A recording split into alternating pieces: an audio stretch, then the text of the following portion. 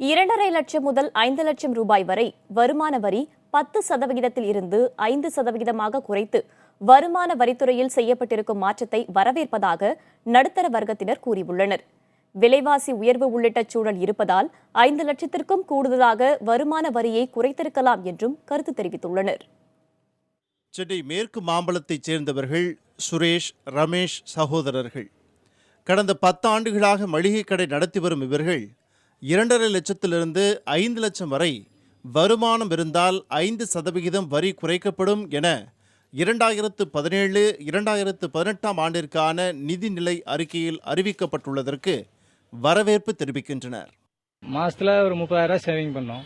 இப்போ டாக்ஸே வரி போனால் செலவுகள் ஜாஸ்தியானதுனால கம்மி பண்ணால் நல்லாயிருக்கும். இன்னும் மினிமம் 5 லட்ச ரூபா வந்து வரி கட்டுற மாதிரி சம்பாதிச்சா வரி கட்டுற மாதிரி இருந்தால் நல்லாயிருக்கும். அதே நேரத்தில் விலைவாசி உயர்வு, கடை வாடகை, தொழிலாளர்களுக்கு சம்பளம் வழங்குவதில் ஆண்டுதோறும் ஏற்றம் இருப்பதால் இந்த சலுகை மிக குறைவாக இருப்பதாகவும் கூறுகின்றனர். இருப்பினும் இந்த சலுகை மூலம் மாதம் 4,000 கட்ட வேண்டிய இடத்தில் 2,000 மட்டும் செலுத்தினால் போதும் என்பது மகிழ்ச்சி தருவதாக தெரிவிக்கின்றனர்.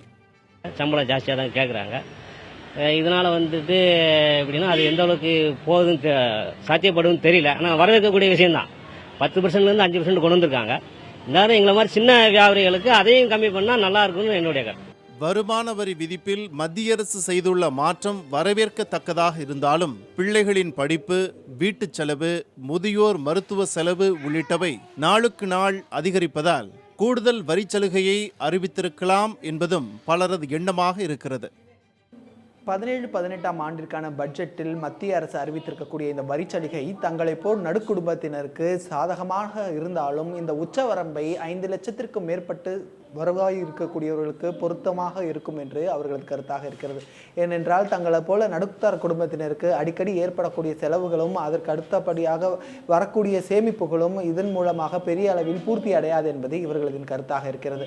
ஒளிப்பதிவாளர் சிவகுமாருடன் புதிய தலைமுறை செய்திகளுக்காக சுபாஷ் பிரபு.